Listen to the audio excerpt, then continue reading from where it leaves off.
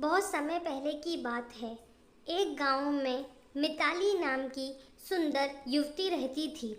उसे अपना फोटो खींचने का बहुत शौक था और होता भी क्यों ना, वो सुंदर ही इतनी थी। वो सारा काम छोड़ देती, सबसे पहले फोटो खींचती थी अपना। इस चक्कर में उसके घर में रोज लड़ाइयाँ होती। एक दिन तो उसने अपने पति को भी खरी खोटी सुनाई और फिर वो दोबारा से अपने काम में लग गई और उसने उस दिन बहुत सारी सेल्फी ली।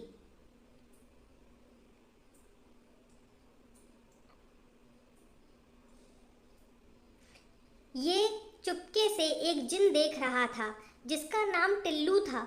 टिल्लू ने सोचा कि इसको सबक सिखाया जाएगा, पर वो सोचने लगा कि आखिर इसको सबक कैसे सिखाया जाए।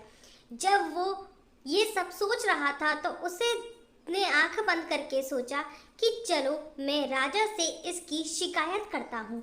जब वो राजा के पास गया तो उसने घूम घूम के सारी बात राजा को बता दी।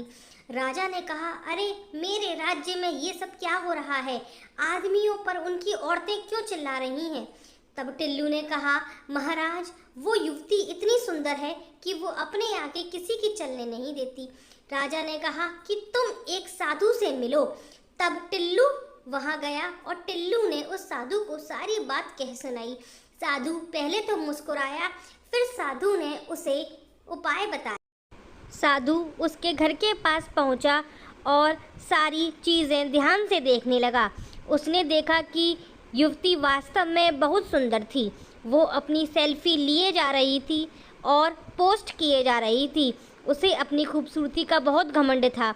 इसी बीच उसका पति आ गया। उसने फिर अपने पति को खरी खोटी सुनाई और कहने लगी कि अगर तुम भी मेरे ऐसे सुंदर होते तो क्या बात होती, तुम भी सेल्फी ले पाते, पर अफसोस तुम इतने सुंदर नहीं हो, तो इसलिए मुझे डिस्टर्ब मत करो और अपनी सेल्फीज पोस्ट करने दो।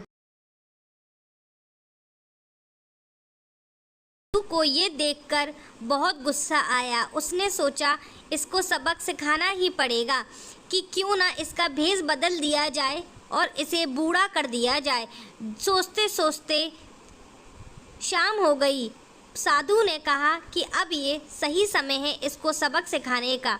साधु उसके घर 2 कटोरे लेके पहुंचा और उसके घर पर कटोरे फेंक दिए। कटोरे फेंकते ही वह सुंदर युवती एक बूढ़ी औरत में उसने साधु से माफ़ी मांगी और भविष्य में ऐसा न करने की कसम खाई। साधु ने भी उसे माफ़ कर दिया और अपने घर आ गया।